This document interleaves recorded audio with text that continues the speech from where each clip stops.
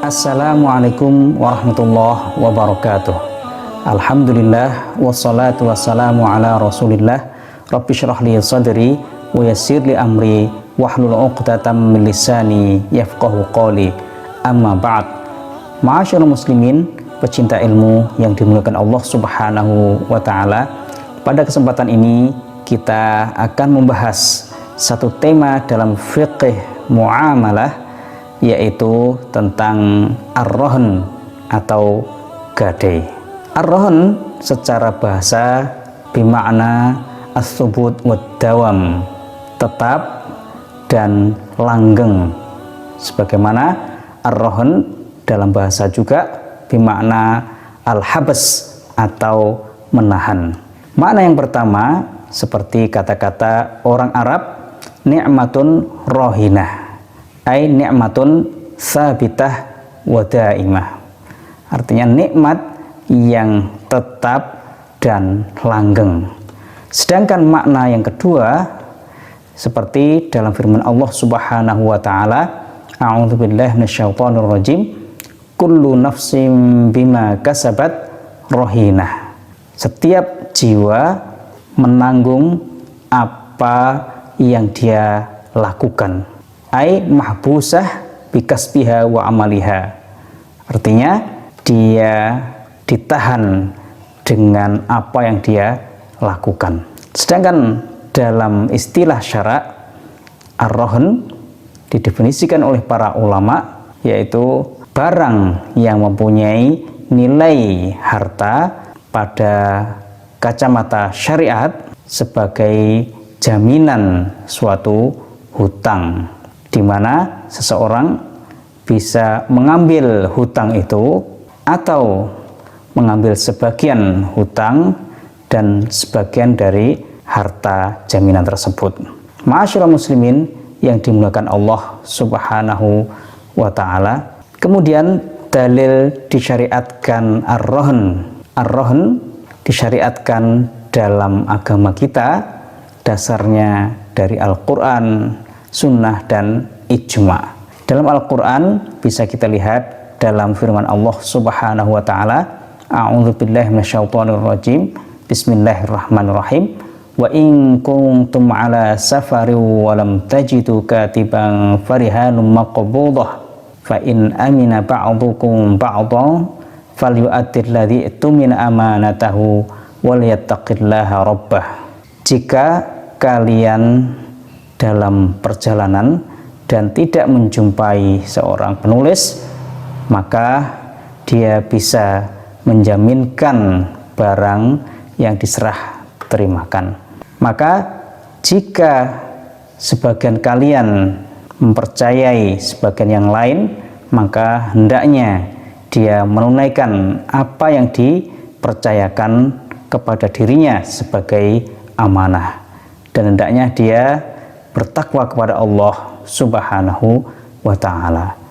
Dalam surah Al-Baqarah ayat 283. Ma'asyiral muslimin yang dimuliakan Allah Subhanahu wa ta'ala, dalam ayat ini secara jelas Allah Subhanahu wa ta'ala memberikan izin seseorang untuk menggadaikan barangnya dalam hutang piutang. Kemudian dalam sunnah Nabi Shallallahu Alaihi Wasallam diriwayatkan, faqad rahanan Nabi Shallallahu Alaihi Wasallam dir'ahu 'inda Yahudi, talaba minhu salafas syair, faqala innama yuridu Muhammad ayyadhaba bimali, faqala Nabi Shallallahu Alaihi Wasallam kadzab, inni la aminun fil ardi aminun fis sama, walau i'tamani la'attaitu idhabu ilaihi bidir'i.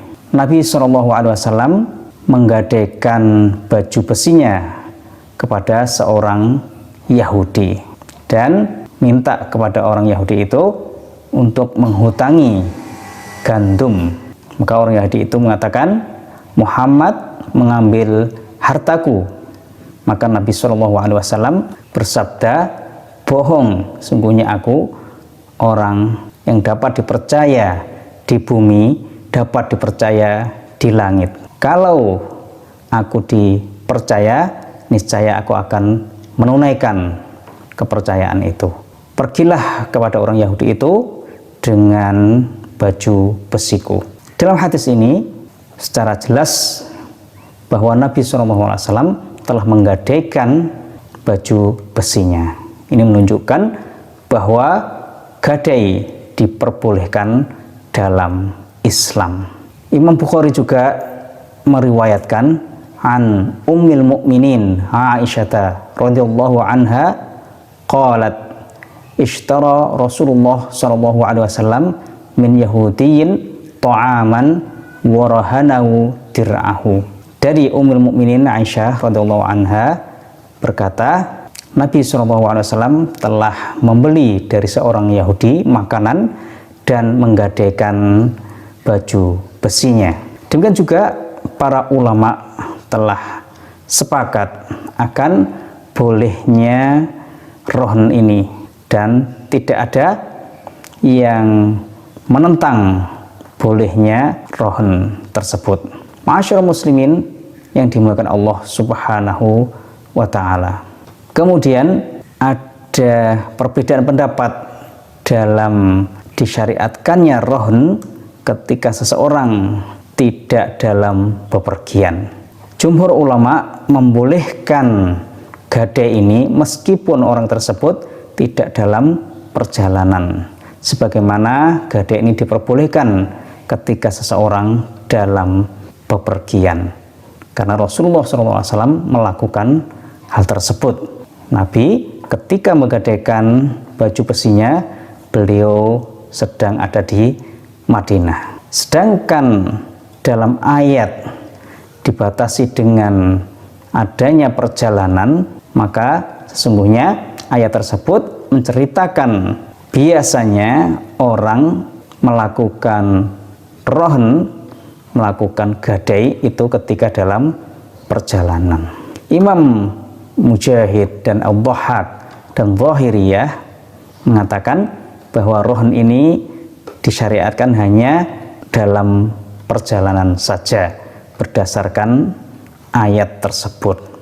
Namun pendapat ini dibantah oleh para ulama dengan dasar hadis tadi itu. Ma'asyiral muslimin yang dimuliakan Allah Subhanahu wa ta'ala. Kemudian rukun rohn. Unsur-unsur rohn itu ada 4, yaitu ar-rahin, orang yang menggadaikan, wal murtahin, dan orang yang menerima gadai, wal marhun, dan barang yang digadaikan, wal marhunu bih, yaitu hutang. Ma'asyiral muslimin yang dimuliakan Allah Subhanahu wa ta'ala. Sedangkan rukun rohn menurut mazhab Hanafi yaitu ijab dan qabul saja dari rohin dan murtahin. Sebagaimana akad-akad yang lainnya, menurut mazhab Hanafi rukunnya hanya ijab dan qabul. Menurut jumhur ulama selain Hanafiyah, bahwa rohn itu rukunnya ada 4 seperti unsur-unsur rohn tadi, yaitu sighoh itu ijab dan qabul, dan aqid, orang yang melakukan transaksi terdiri dari rohin dan murtahin, orang yang menggadaikan dan orang yang menerima gadai. Kemudian marhun itu barang yang digadaikan, dan marhunu bih yaitu hutang yang dijamin dengan barang gadai tersebut. Ma'asyiral muslimin yang dimuliakan Allah Subhanahu wa ta'ala, perbedaan jumhur ulama dengan mazhab Hanafi ini sebagaimana pada akad-akad yang lainnya. Ma'asyiral muslimin, menurut mazhab Hanafi bahwa yang disebut rukun adalah yang menjadi bagian dari sesuatu, dan adanya sesuatu tersebut tergantung dengan adanya rukun tersebut. Karena menurut mazhab Hanafi, bagian-bagian sesuatu itu ada kalanya yang sesuatu itu tergantung adanya dengan bagian tersebut, dan ada juga yang sesuatu itu adanya tidak tergantung kepada bagian tersebut. Sedangkan menurut jumhur ulama bahwa yang disebut rukun itu adalah bahwa keberadaan sesuatu itu tergantung kepada rukun tersebut dan tidak bisa dibayangkan kecuali dengan adanya rukun tersebut. Baik rukun itu bagian dari sesuatu itu atau bukan. Maka menurut jumhur ulama, aqid, orang yang melakukan transaksi itu merupakan rukun karena tidak bisa dibayangkan adanya akad kecuali dengan adanya aqid, orang yang melakukan transaksi. Meskipun orang yang melakukan transaksi itu bukan bagian dari akad. Sedangkan aqid, orang yang melakukan transaksi dalam mazhab Hanafi itu dianggap sebagai syarat dari akad, bukan rukun. Ma'asyiral muslimin yang dimuliakan Allah Subhanahu wa ta'ala. Kemudian kondisi gadai ada 3 kondisi. Yang pertama adalah akad gadai itu terjadi bersamaan dengan terjadinya akad hutang piutang. Misalnya seorang penjual mensyaratkan kepada seorang pembeli dalam jual beli yang bertempo untuk menyerahkan barang jaminan dari harga barang yang belum dibayar tersebut. Gadai seperti ini sahih atau diperbolehkan dengan kesepakatan para ulama karena ini sangat dibutuhkan oleh semua orang yang bertransaksi. Kemudian kondisi yang kedua adalah bahwa akad rohn itu terjadi setelah adanya hak atau terjadinya hutang. Gadai seperti ini juga diperbolehkan tanpa ada perbedaan pendapat para ulama karena hutangnya sudah terjadi dan membutuhkan dokumen atau jaminan dari hutang tersebut.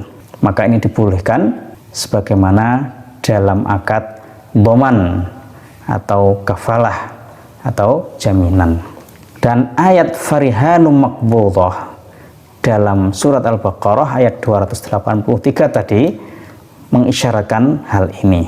Karena gadai atau rohn merupakan pengganti dari tulisan, dan tulisan terjadi setelah wajibnya suatu hak. Masyaallah muslimin yang dimuliakan Allah Subhanahu wa taala. Kemudian kondisi yang ketiga adalah bahwa rohn itu terjadi sebelum adanya hak. Seperti misalnya seorang mengatakan, aku gadaikan barangku ini untuk menjamin apa yang akan kamu hutangkan kepadaku, misalnya 100.000 rupiah. Rohn atau gadai semacam ini dibolehkan menurut mazhab Maliki dan Hanafi karena gadai seperti ini merupakan jaminan dari suatu hak. Maka dibolehkan melakukan akad seperti ini sebelum wajibnya hak tersebut, sebagaimana dalam akad kafalah. Dan rohn atau gadai semacam ini dalam kondisi yang ketiga ini tidak dibolehkan dalam mazhab Syafi'i dan mazhab Hambali dalam zahir mazhab. Karena jaminan suatu hak tidak boleh sebelum adanya hak tersebut. Seperti kesaksian. Maka rohn itu mengikuti hak, tidak mendahului suatu hak. Ma'asyiral muslimin yang dimuliakan Allah Subhanahu wa taala. Kemudian apa syarat sahnya rohn? Syarat sahnya rohn yang pertama adalah al-aql, bahwa orang yang melakukan transaksi harus berakal. Maka tidak sah dilakukan oleh orang yang tidak berakal. Kemudian yang kedua harus bulugh, sudah baligh. Ini menurut mazhab Syafi'i. Sedangkan dalam mazhab Hanafi dan Maliki itu tidak harus baligh tapi cukup tamyiz, sudah mumayyiz. Kemudian yang ketiga syaratnya adalah barang yang dijadikan jaminan itu ada waktu dilakukan akad, meskipun barang itu masih umum, belum ditentukan yang mana. Ma'asyiral muslimin yang dimuliakan Allah Subhanahu wa taala. Kemudian syarat yang keempat adalah bahwa orang yang menerima gadai atau wakilnya menerima barang yang digadaikan itu. Imam Syafi'i mengatakan Allah Subhanahu wa taala tidak menjadikan suatu hukum kecuali gadai yang disifati dengan adanya serah terima. Ketika sifatnya tidak ada, maka hukumnya juga tidak ada. Dalam ayat tadi dikatakan farihanu maqbudah, barang gadai yang diserah terimakan. Maka kalau barangnya tidak diserah terimakan, maka hukumnya juga dianggap tidak ada.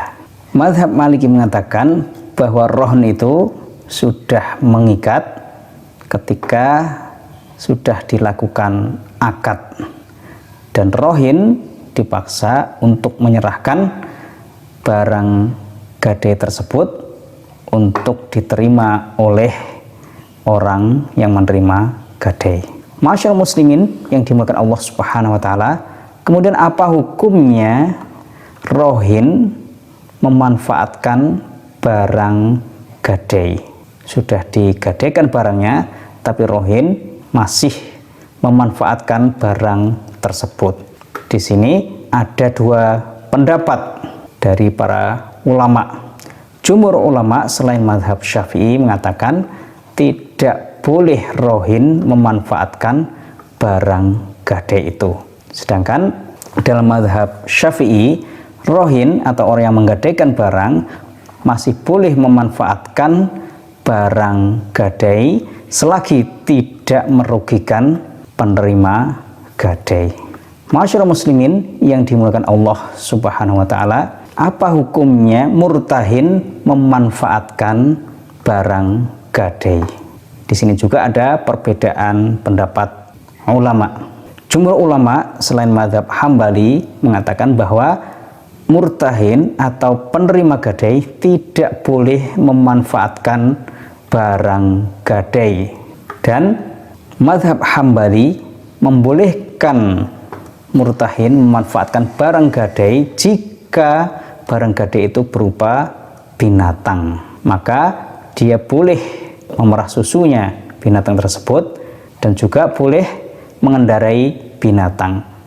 Namun ini senilai biaya yang dia keluarkan untuk memberi makan dan biaya merawat binatang tersebut. Masyaallah muslimin yang dimuliakan Allah Subhanahu wa taala, dalil yang dipegang oleh mazhab Hambali adalah sebuah hadis bahwa Nabi SAW bersabda, "Al-dhahru yurkabu binafaqatihi idza kana marhunan, wa labanu tarri yushrabu binafaqatihi idza kana marhunan, wa 'alal ladzi yarkabu wa yashrabu an-nafaqah." Bahwa punggung binatang boleh dikendarai sesuai dengan biaya yang dia keluarkan jika binatang itu digadaikan, dan juga susu binatang ternak boleh diminum sesuai dengan biaya yang dia keluarkan ketika binatang itu digadaikan. Dan orang yang mengendarai binatang yang digadaikan dan orang yang minum susu dari binatang ternak yang digadaikan itu, dia berkewajiban membiayai binatang yang digadaikan tersebut, baik itu makanannya ataupun perawatannya. Namun jumhur ulama tidak mengamalkan hadis tersebut. Mereka mengatakan bahwa hadis ini ditolak oleh kaidah-kaidah dan asar-asar yang sahih. Di antara yang menunjukkan nasakh hadis, bahwa hadis itu dinasakh, yaitu hadis la tuhlabu masyatum ri'in bi ghairi idnihi, bahwa binatang ternak seorang tidak diperah susunya tanpa seizinnya. Dan hadis yang lain, la yughlaqur rahnu min sahibihi alladhi rahanahu lahu ghunmuhu wa alaihi ghurmuhu, bahwa rohn atau barang gadai tidak ditutup dari pemiliknya yang menggadaikan barang tersebut. Dia berhak mengambil hasil dari barang tersebut, namun dia juga menanggung resiko dari barang tersebut. Ma'asyiral muslimin yang dimuliakan Allah Subhanahu wa taala, itu perbedaan pendapat para ulama tentang bagaimana hukumnya rohin memanfaatkan barang gadai, dengan juga bagaimana hukumnya murtahin atau penerima gadai memanfaatkan barang gadai. Kemudian biaya rohin dan biaya penjagaan dan biaya pengembalian dari barang gadai itu menjadi tanggung jawab pemiliknya, yaitu orang yang menggadaikannya. Sedangkan manfaat dari rohin itu tetap menjadi milik rohin, orang yang menggadaikan barang itu. Dan perkembangan yang terjadi pada rohin itu masuk pada akad rohin, dan juga dia menjadi barang jaminan bersama pokoknya. Termasuk dalam hal ini adalah ketika barang yang digadaikan itu beranak atau domba, dia memiliki bulu-bulu yang berkembang, atau kalau suatu tumbuhan dia berbuah, atau binatang mempunyai susu. Karena hal ini Rasulullah SAW bersabda, lahu ghunmuhu wa alaihi hurmuhu, bahwa dia berhak mendapatkan hasil dari barang gadai tersebut, dan dia menjamin resiko yang terjadi pada barang gadai tersebut. Imam Syafi'i mengatakan bahwa manfaat dari barang gadai itu tidak masuk dalam barang gadai. Sedangkan Imam Malik mengatakan manfaat tersebut tidak masuk barang gadai kecuali kalau berupa anak, dan kalau tumbuhan berupa tunas dari pohon kurma, maka anak dan tunas ini masuk barang jaminan menurut mazhab Maliki. Kemudian kalau murtahin mengeluarkan biaya dalam penjagaan dan perawatan barang gadai di saat rohin tidak ada, maka biaya yang dia keluarkan itu menjadi tanggungan orang yang menggadaikan, yang nanti bisa diminta pada saat rohin ada. Ma'asyiral muslimin, pecinta ilmu yang dimuliakan Allah Subhanahu wa taala. Kemudian apa hukumnya ketika terjadi kerusakan barang gadai?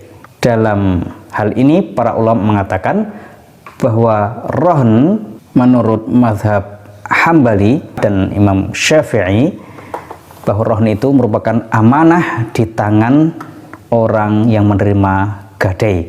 Maka penerima gadai ketika terjadi kerusakan dari barang yang digadaikan, selagi dia sudah menjaga dengan baik, maka dia tidak menanggung resiko ketika terjadi kerusakan, kecuali ada kelalaian atau kesengajaan merusak barang tersebut, maka dia menanggung resiko kerusakan barang tersebut.